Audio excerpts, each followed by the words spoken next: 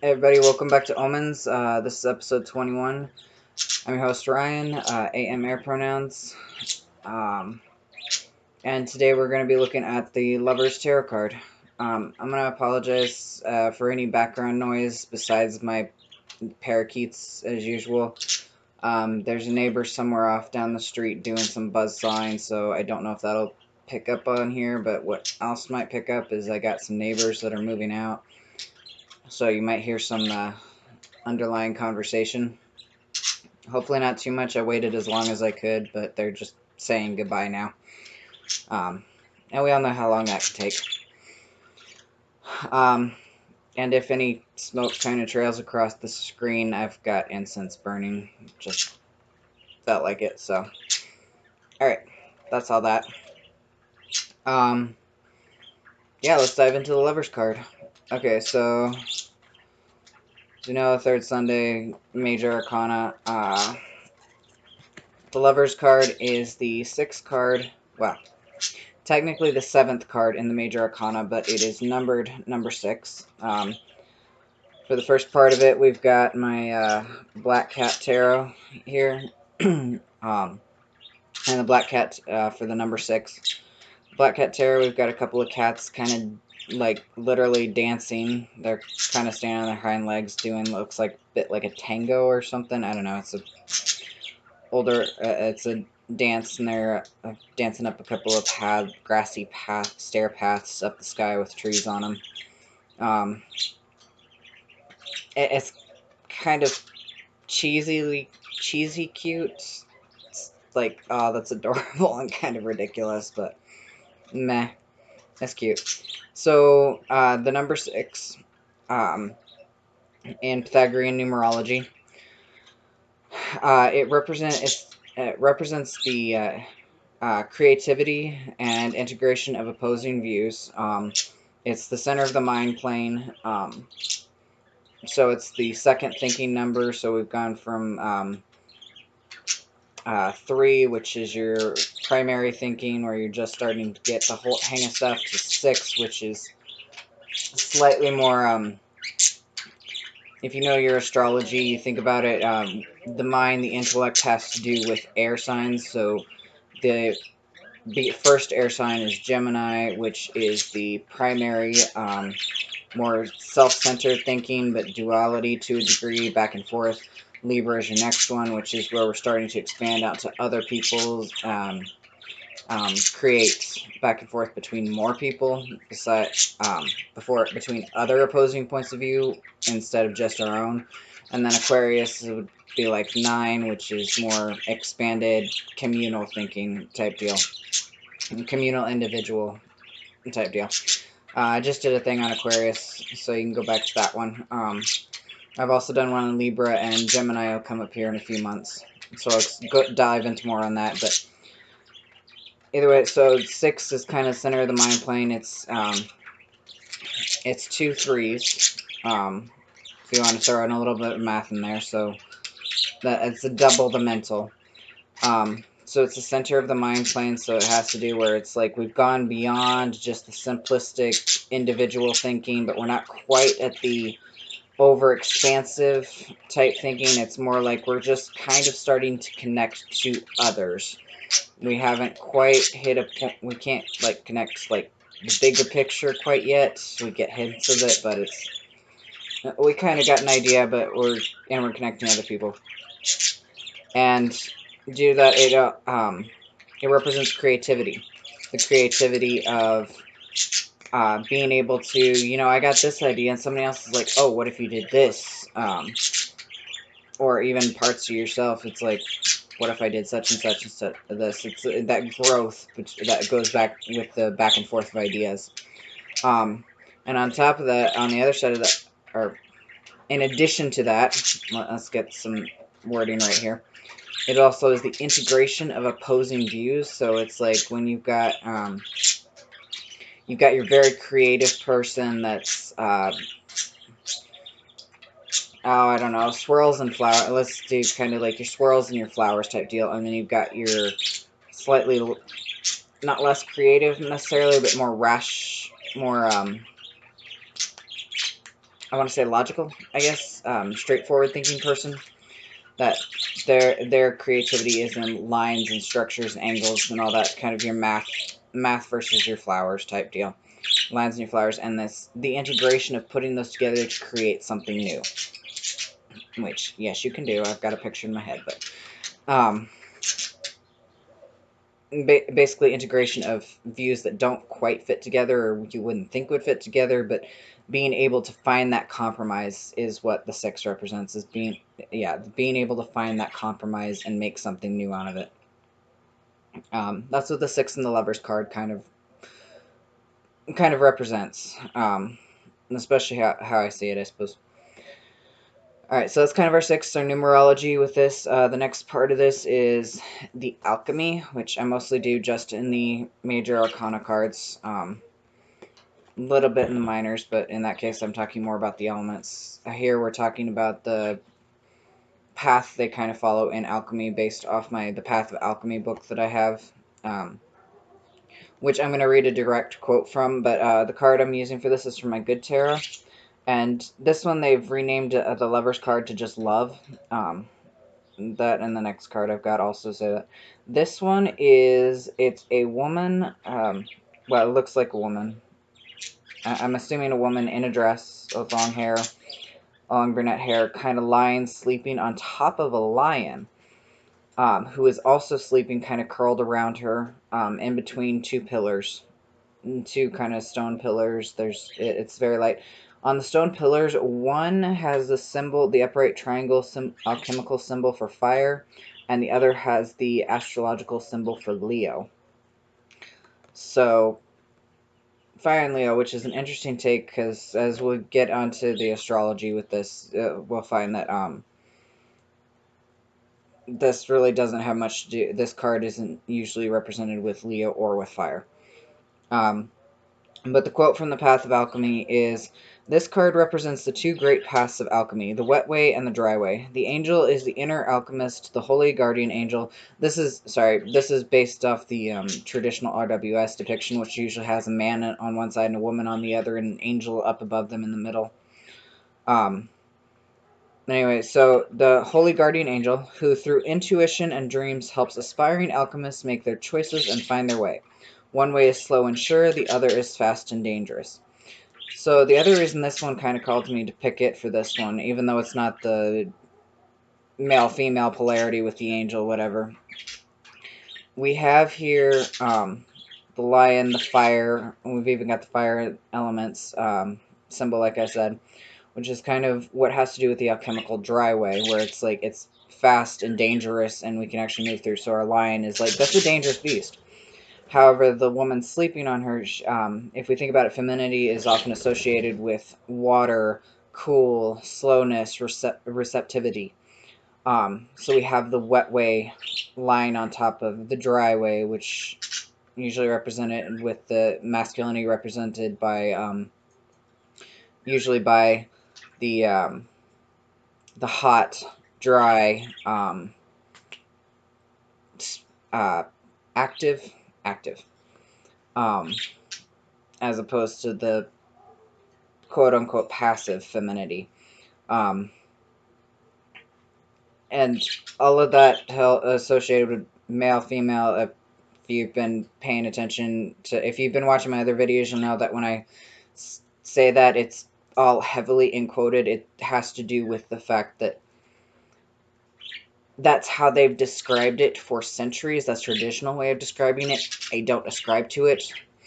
I use the terms masculine and feminine just to kind of help get my point across, because that is what we know. It's like you say masculine, people can automatically associate with it, even if those associations are kind of bunk. It's like masculine folks can be more passive, receptive, cool, dark. That is a night energy. That is a thing. I just want to make that clear. And then you have your feminine folks who are very active and direct and hot, dry. Go for it. But with this card, especially with the alchemy that's associated with it, especially in tarot, There are very, very specific terms with the masculine and feminine, air quotes, in alchemy, which, um,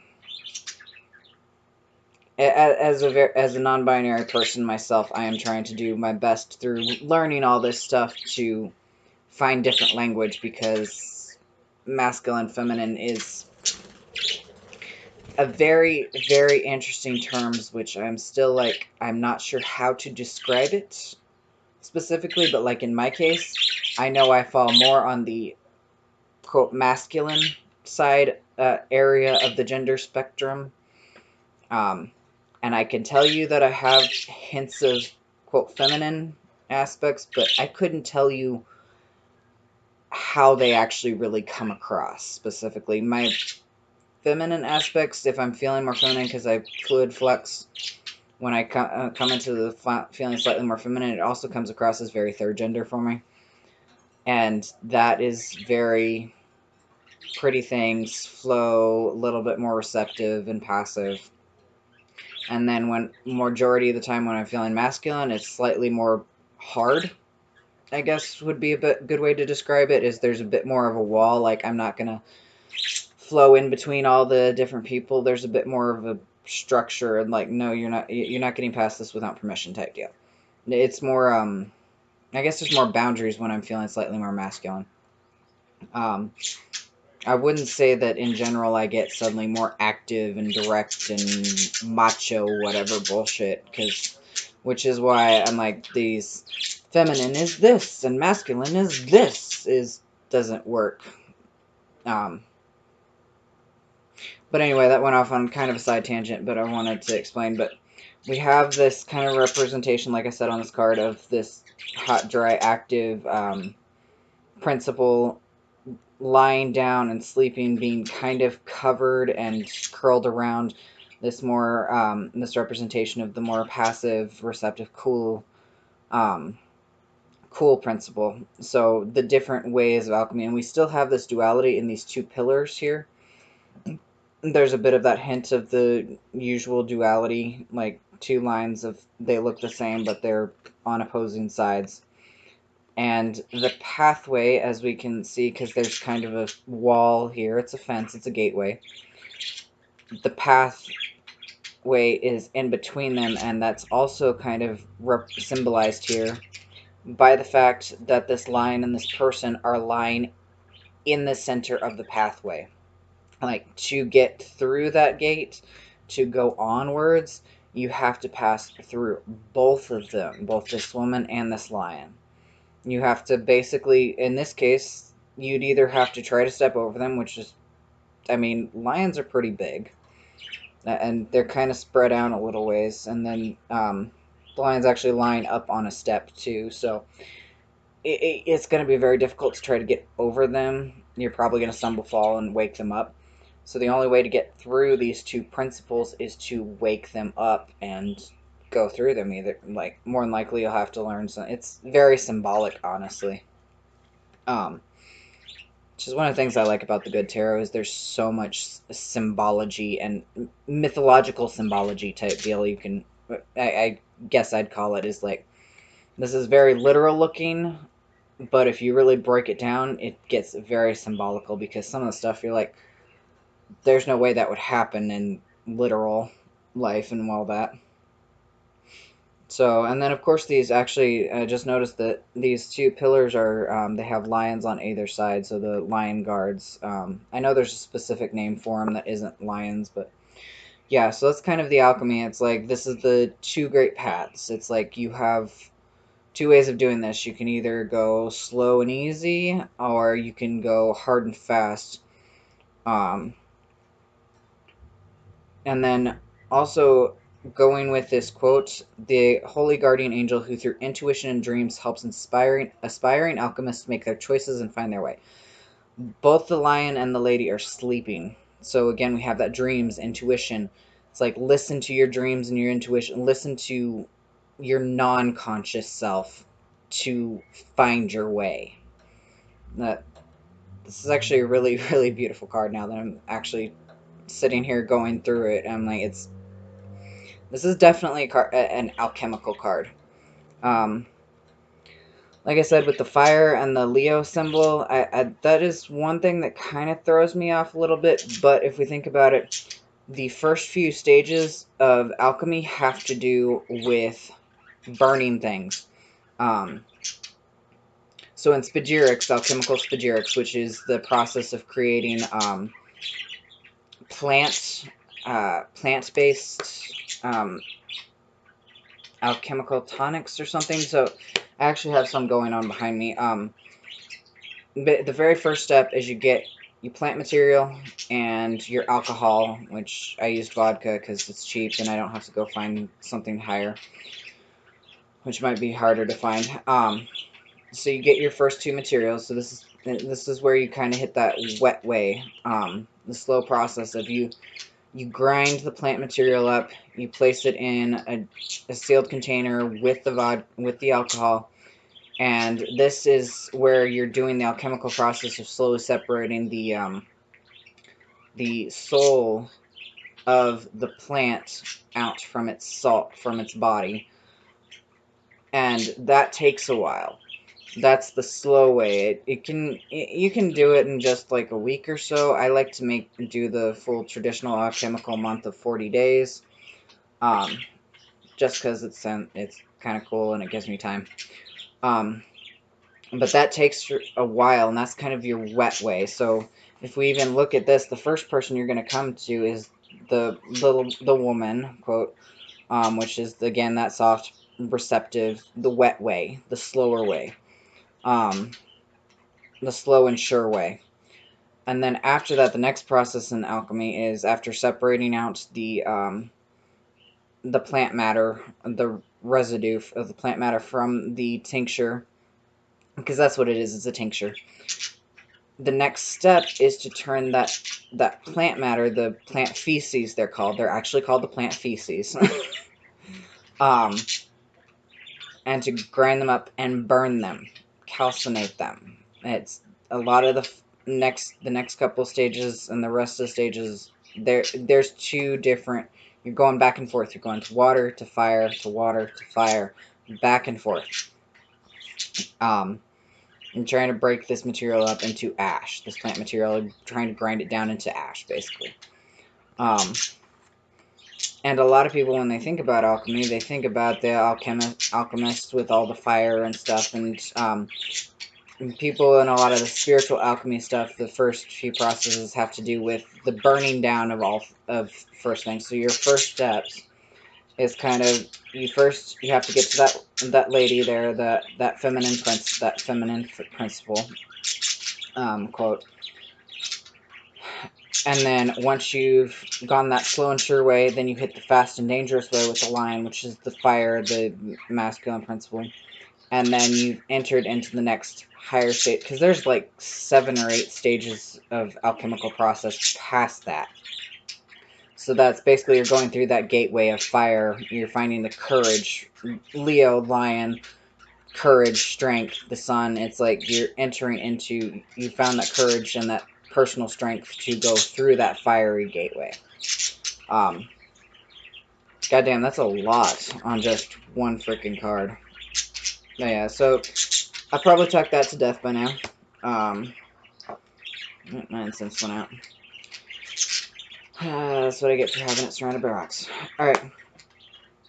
So we've kind of talked the alchemy to death. Let's move on to the next section, which is astrology. And I said we were going to get to why Leo doesn't quite make sense for that. And it does kind of from a symbolical perspective of alchemy. But in astrology, and here I have the card from my Dragon Oracle. And this one is also called Love. It's got 2 dragons, one blue one that's kind of standing up tall over top of a pink one that's kind of winding and almost a figure 8 and kind of bringing its head up under the blue one. And the blue one is kind of like arching over with the wings up and like, why am I like doing the motions? The wings up, kind of like an umbrella cave, and like its head's arching down towards the pink one. So they're kind of like, it's like they could be about to snap at each other or kiss, but I don't know. I'd almost call it a fight. It looks a bit more like a fight. Like one of the sneaky, sure one, submissive one is kind of like, maybe not so much a fight as a show of I'm the dominant, you're the submissive type more deal. More type of a deal. I think that's more what it is. It gives me kind of the submissive to dominant feel more than anything else.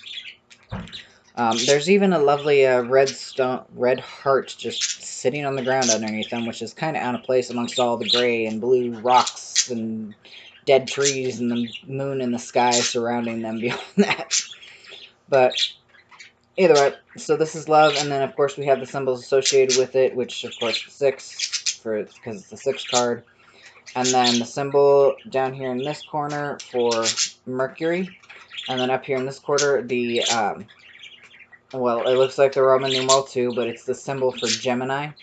So in astrology, the Lover's card, or the Love card, is associated with Gemini, the astrological symbol of Gemini.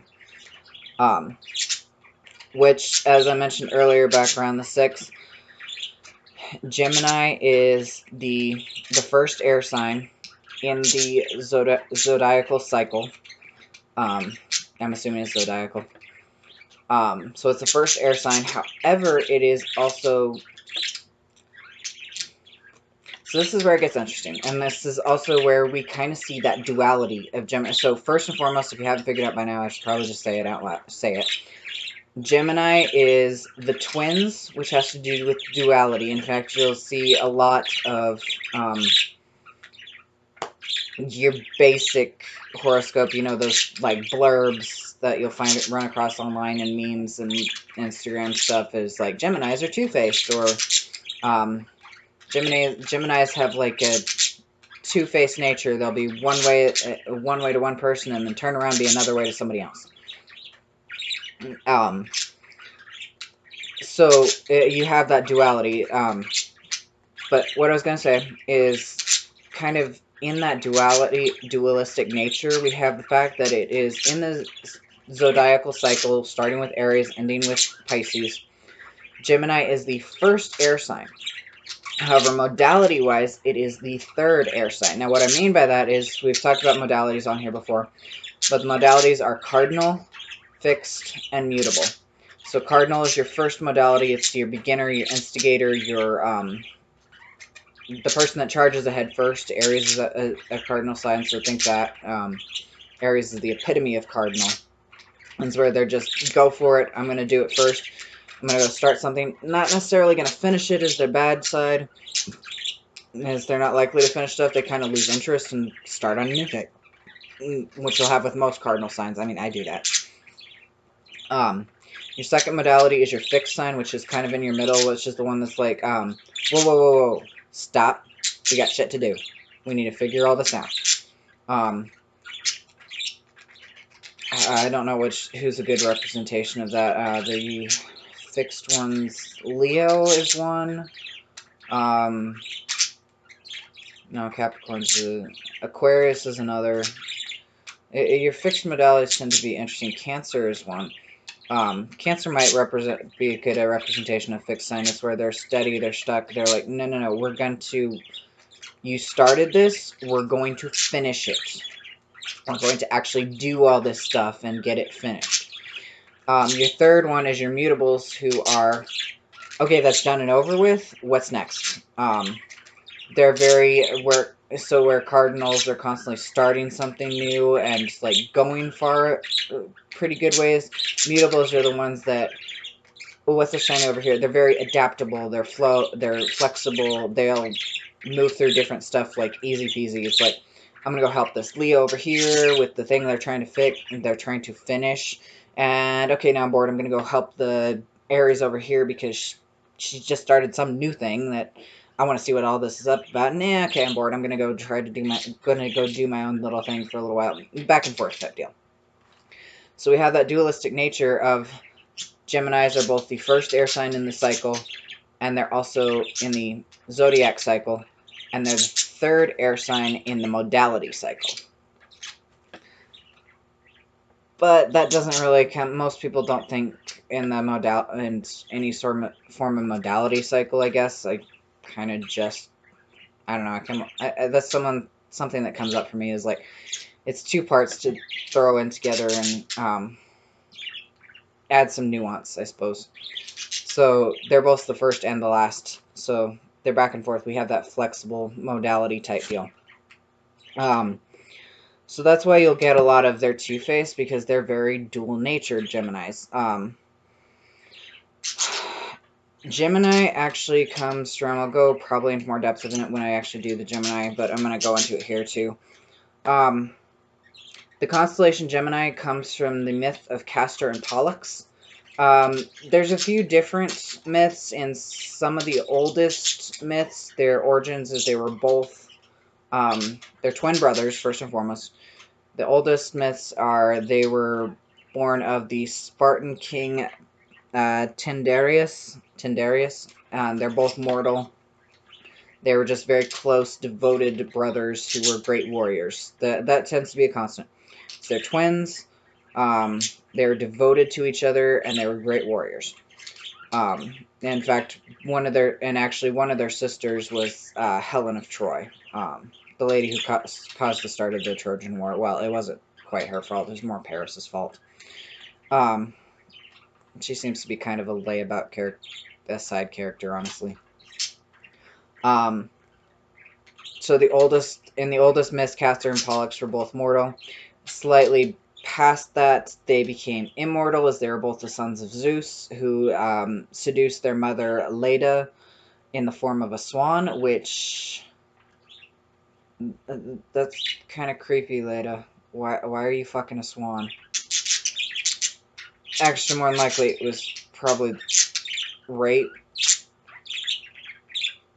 Which, I mean, swans are scary.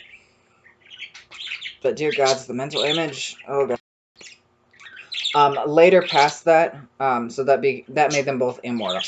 However, later past that, and probably kind of to retcon a little bit as to why they, like, how they both died before coming to rescue, why they weren't there in the Trojan War, because there's one myth that says they were, I think it's a Homeric myth of the Iliad, basically, where they were dead before they could come fight in the Trojan War, so, mortal. But kind of retconned in the more common myth nowadays, just because it was the latest in the series, is Castor was the son of the Spartan king Tyndareus, and then Zeus still seduced Leda, but he fathered Pollux. And that is a constant, is if one of them is immortal and the other is mortal, Pollux is always the son of Zeus, the immortal one. And because it was in the form, Zeus was in the form of a swan, Leda actually laid an egg that they hatched from, which is creepy. There's some that says that they're twin sisters, Helen and I forget her name. I only read it once. Also hatched from the same egg, but at the very least, for sure, the two boys did. And in that myth, Pollux asked his father Zeus if he could share his immortality with his brother so they could always be together. Which in response, Zeus stuck them in the sky as a constellation. And I'm like, that's kind of a shitty immortality, but okay. Or maybe there's more to it than that. Nobody could tell me. I didn't go into it. But yeah, so we have kind of what Gemini represents in that case. That instant communication. Because the twin thing where they can kind of like immediately tell what the other's thinking and kind of get whatever it is, the twin vibe or whatever, where they're on the same wavelength on a regular basis and kind of know when the other one's in trouble or having a good time, or I think it usually comes up when they're in trouble. I don't know, twin telepathy, I think it's called, something like that. I don't know any twins, so I've not done much research into that, so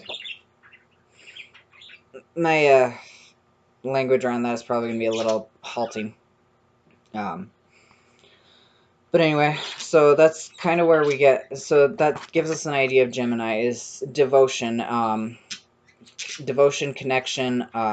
We have here, even in this card, it's like, we can tell there's a blue dragon, the dominant, and then the pink dragon, which is a subordinate, and they're both, like, they're kind of on the same wavelength, because, the pink dragon, they're not scared of the blue dragon, they're just kind of, and the way they're facing is kind of an appeasement, like showing the throat, and like, yes, I get it, you're top, and I'm submissive to you, and I recognize that type deal. And the dominant's like, just a reminder that I'm the one in charge, or whatever, even though, you know, the submissive's probably the one actually in charge, because yeah, that's usually the case in a healthy relationship, is the submissive is the one that's actually got the say, final say, because they're the one that's actually getting stuff done to them.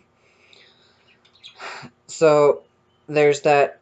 So we have, just with this, we have two opposing viewpoints, going kind of back to the 6. We've got opposing viewpoints, difference of thoughts, but they're coming together and they're meeting and they're integrating. So Gemini rules communication, siblings, elementary education, neighborhood errands type deal, like the more immediate surrounding, kind of more child areas of where it's like there's a distinct hierarchy type deal. It also rules the lungs, which have to do with communication, the dual, and our dual arms and hands, because we have 2 of each, and it's ambidextrous sign. We also use our hands for communication as well. Not just art, but also, I mean, sign language. You think sign language, art, music, all that. Anything that comes from either our voice or our hands, communication. Communication and creativity. Just put that in there. So, yeah. So that's Gemini and the Lovers cards. And that's taking a bit. Alright, moving on to the next one. Next section is the Kabbalah. So I have here my Tales of the Mystical Cats card, and this one is adorable. We have 2 cats, a gray one, well, they're both gray, a dark gray one, and then a lighter gray, like silvery gray with some almost leopard print spots. They're both long furred. They're curled around each other like 2 halves. The silver one's got their paw on the gray one, on top of the gray one. The dark gray one has their tail kind of covering part of the silver one's back. So it's not a distinct half and half. It almost is, but there's a little bit of silver reaching into gray, gray reaching into silver, almost kind of like a yin-yang symbol.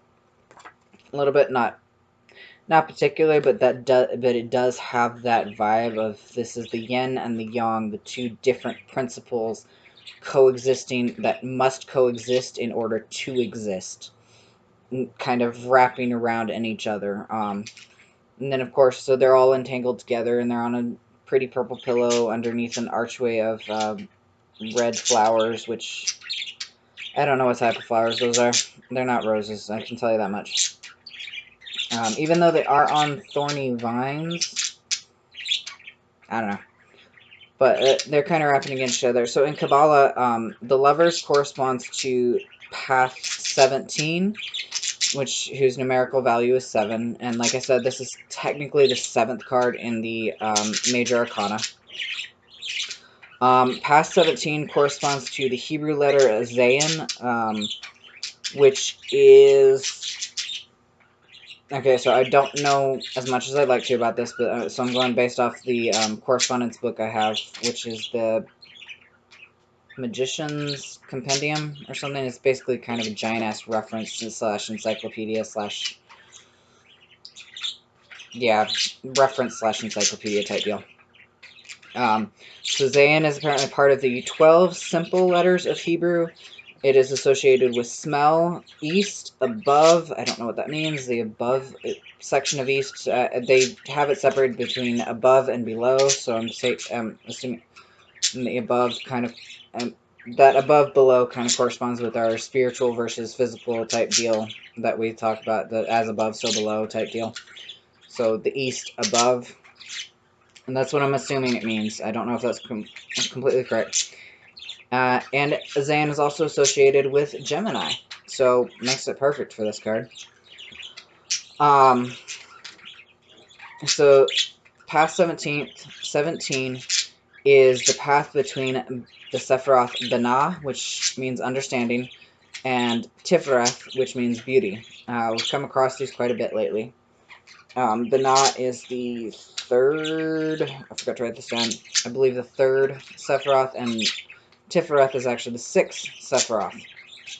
The image associated with this path is the sword. So again, we have that double-edged, because swords are double-edged. If it's one-sided, it's actually a knife, unless you're talking katanas. So yay, exemptions. So swords are double-edged, so we have that dual nature. They're also associated with the element air most commonly, and air, intellect, Gemini. You see it's tying together actually really, really well. Almost scarily well. So, and then to add on top of that, Binah is associated elemental-wise with the root of water. I don't know what that means quite yet. And Tiferoth is associated with air. So think Binah, which is understanding, water, the root of water is the understanding, the intuition, the depth, the emotion. So we have lovers, emotion. And then Tiferoth associated with air, with beauty, with, so the air is the intellect, beauty is beauty, in the eye of the beholder. So again, we kind of have that love aspect going on here, but we've got that air aspect of the intellect, the mind, Gemini again. So we've got kind of that all flowing together. So it's the path between understanding, intuition, and emotion, and beauty, which I can't remember off the top of my head. I did do Tiferoth in the Six of Wands episode back last month, so more information on there. Just go back and listen to that one. You can find the Kabbalah section, and I go into detail on that in there. Honestly, most of these are, a lot of the stuff tends to be repetitive. I just bring different aspects depending on the different cards. Alright. So moving on, still staying kind of in Kabbalah, we're going to look at the Kabbalistic Angel. However, this card, the author of this deck, so most of the cards that we've come across so far, like all of them so far, have been one of the 72 Kabbalistic Angels. The Lover's card he did not associate with one of the Kabbalistic Angels. He actually associated it with one of the 6 Archangels. So it doesn't have that whole Guardian Angel aspect. It doesn't have a whole long rundown. But, so the Lover's card is associated with Archangel Haniel. I'm assuming that's how you say that, because there's no pronunciation guide for this one. Shocking. But I just given some of the others, I'm pretty sure it's Haniel or Haniel. I'm going to go with Haniel. Which means the joy of God. Their psalm for psalmic magic users is 145:8. They represent joy and pleasure. When this card comes up, it represents joy and pleasure. And then Haniel brings happiness to couples and removes negative energies. And Haniel rules over the order of principalities, and principalities are... Wow, you think the 3 hours I'd spent doing this would have actually remembered. One sec. Okay, so the angels of the principalities guide and protect nations, races, and institutions. They are educators and guardians of the realm of mortals. So, Haniel rules the principalities, basically. Rules the rulers of realms and mortals. Which, I guess kind of makes sense. It's like the spiritual protector and the bridge between the above and the below kind of video. And then, yeah. And then Haniel, the joy of God, brings, like I said, happiness to couples. Which is probably why instead of just the angel on here, we've also got another, I'm assuming human figure, because there's only one pair of wings here. Yeah. So, if you want to, like, just, I'd say if you wanted to call upon Haniel to kind of help bring some love and joy for a short while into your partnership, because it says couples in general, and it doesn't specify. I mean, do some more research, because it might be more specifically romantic as opposed to, like, platonic or something. Removes negative energies, I'm assuming, in relation to bringing joy to couples. That's my assuming. It's my assumption. Alright, so, yeah, that's Haniel. Not much. Alright, so the second to last section, I just dropped that book. Second to last section is, of course, the bean from my Spirit of Halloween tarot deck, or Fantastical, I forget what the actual name of it is. I forgot to look it up. Tarot deck. And the bean associated with the lovers, go figure, is the Succubus. So we've got a lady demon with a snake-like, well, actually basically a rat tail kind of coming off to one side. She's wearing a very metal bikini. Yeah, basically a metal bikini, strapless bikini. Is it strapless? There might be straps, but it's kind of hard to tell with the hair. And big leather bat wings sitting on a naked dude's chest and scratching him with her claws. And he looks pretty unconscious. He's lying in bed at least, so it's at least semi-comfortable. So, Succubus, interestingly enough,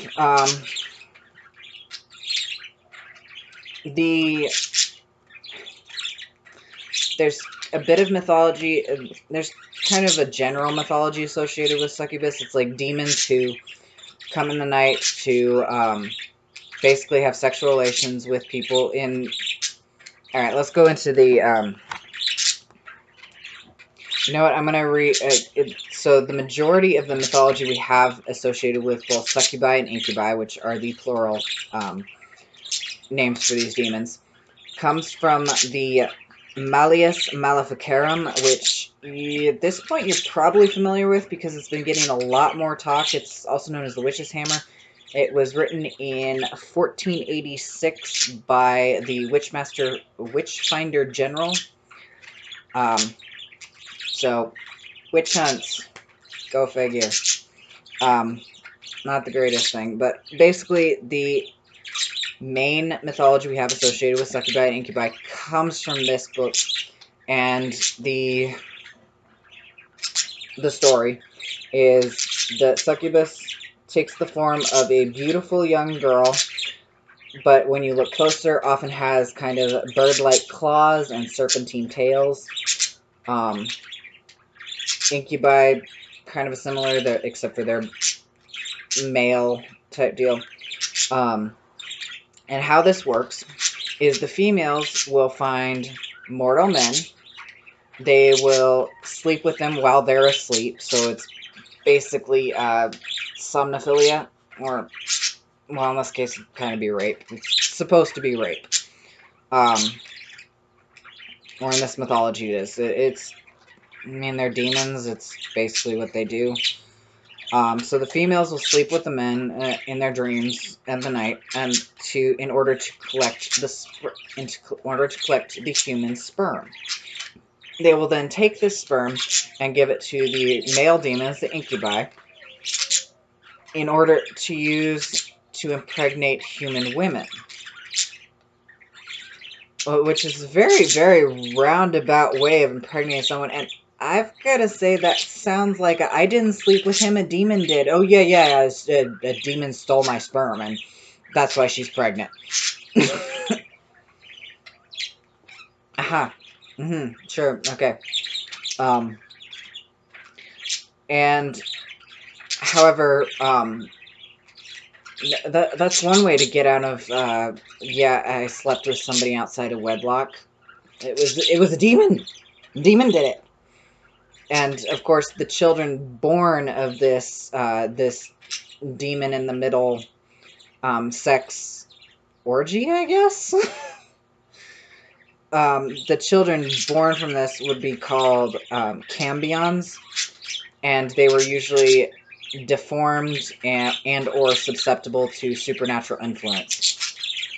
So from what I can find, it looks like they were basically supposed to be human. It's just because of the demon in the middle, being impregnated to succubus, given to incubi, and then put in the human woman.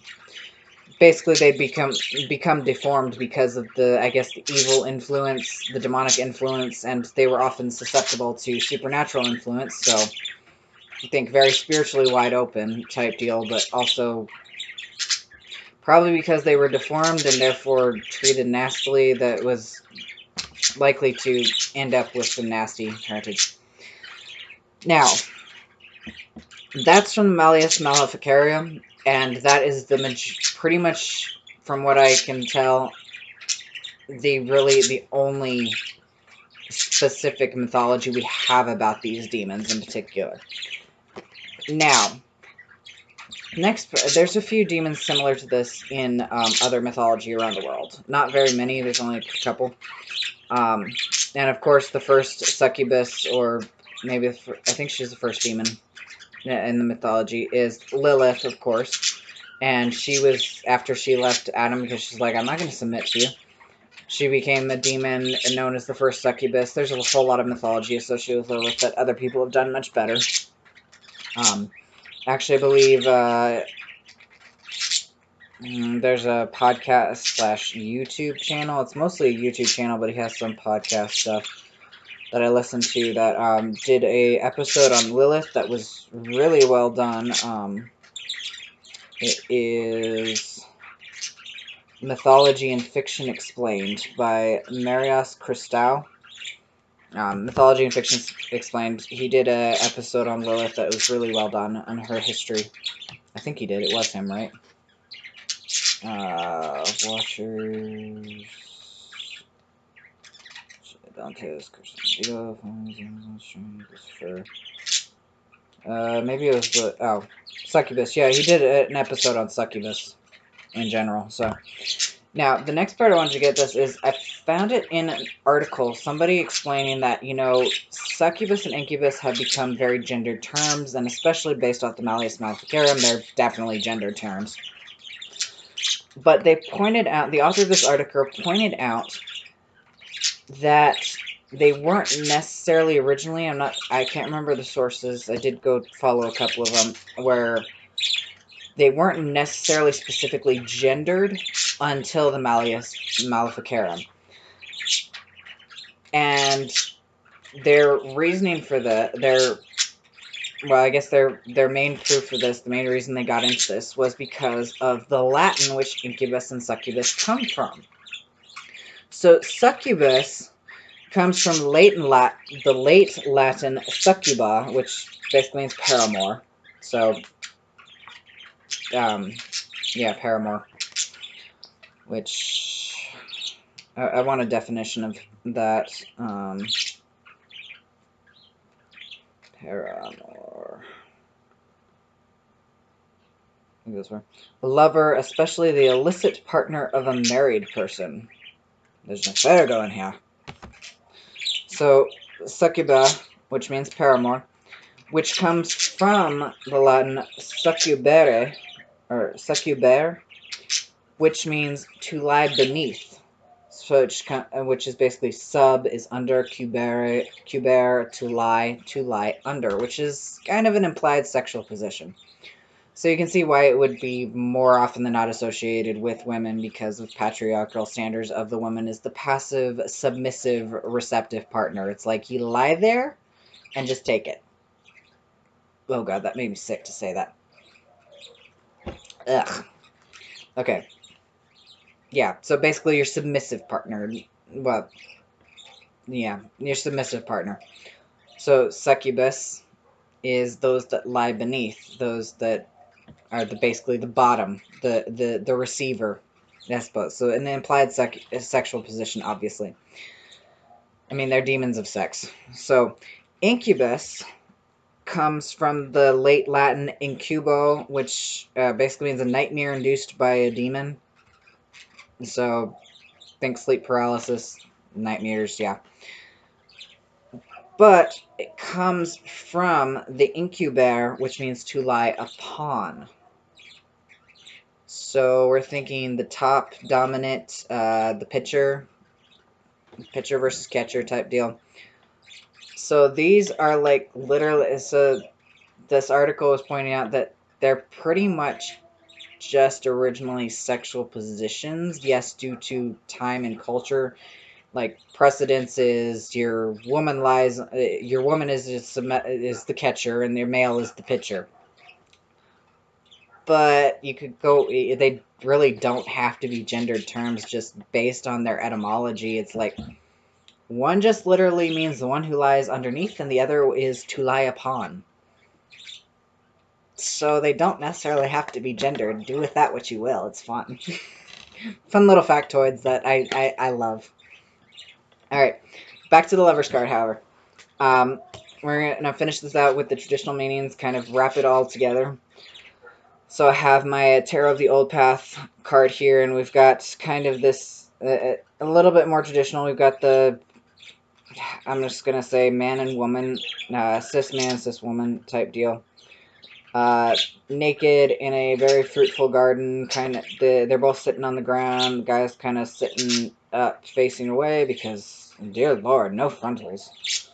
No full frontals, which sucks. And then, of course, the lady is kind of leaning towards him, but she's a lot more frontal than he is. You can see both breasts and a little hint down below. Yeah. Anyway, and they're in front of a fruit bush. She's got a flower crown on and is kind of caressing his face while they're both holding hands with a lily. Is that a... I think that's a lily or something. And then above them, kind of off into the sky, there's a giant angel with the, actually, that's, so the angel has kind of a star. It's very ethereal, light being, like, mostly see-through with the sun behind him. And he's got a symbol on his chest. There, you might be able to see it. It looks like a six-pointed star. However, so there's a couple of different six-pointed stars, and they all look the same. I get this. There's the first six-pointed star is the Jewish Star of David, and I think there's another name for it as well. There might be two Jewish six-pointed stars that have two different names. That one I don't know about. And then the other type of six-pointed star is the alchemical six-pointed star, which is a combination of the elemental triangles. So, you know, you got your upward-facing triangles and your downward-facing triangles, and you slide those together, six-pointed star. Ta-da. What makes me think this is definitely the elemental one is because in that six-pointed star, and I don't know if you can see it, probably not, there's a line running right through the middle of it. A horizontal line running right through the middle of it. And if you think about it, in the elemental triangles, you have the downward pointing and the upward pointing triangles. It can totally do that. But those are both, so upright is fire, and then downward is water, right? So we've got that pretty going. Then you have your other two elemental triangles, which upright with a line through it is air, and then downwards with a line through it is, I can totally do this. Fingers, pay attention. Okay, there we go. Downward with a line through it is earth. So that's why I'm thinking this is like a combination of, on his chest, on the angel's chest is the six-pointed star, which is a combined symbol of all four elements. So we have, again, that alchemical. This is, the Lover's card is one of the tarot cards that is majorly alchemical in nature. But yeah, so we got that kind of going through there. So again, alchemy choices, wet way, dry way, yada yada yada. We went over that in depth. So in kind of your traditional keyword reading type deal, upright is lovers often just based on the name alone, associated with love, romance, sex, yada yada yada, couples, what have you. So upright, we've got attraction, self-esteem, sex, joy, love, fate, harmony of, and then we get into slightly more phrased ones. So someone giving yourself wholeheartedly, and you'll be given the same. So it's like, to get it upright, it's like you need to like give fully of yourself to this person, job, venture, craft, travel, whatever the hell it is. It's like give yourself fully and wholehearted, like dive in, heart, arms wide open, heart wide open, and you will be glad you did type deal. It's like you go in there full of love, you get full love back. Also, the harmony of combined polarities. So again, we have that dual nature, these two different types, the right brain, left brain stuff, which I've gone over the difference and the reason for left brain, right brain not necessarily being right in a previous one. I don't remember which episode. So again, we have that duality, that harmonization of the polarities of different of opposing views. And then also, this card also, sometimes a lot of people have, more and more I hear it is, this is about choices. Actually, my Gilded Tarot book, the book that came with it, which was Introduction to Tarot, I think.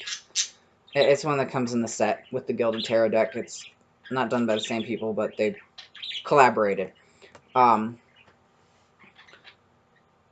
They read in there, they're not too, they're like, choices is kind of a misinterpretation, I suppose, but there's choice and involved in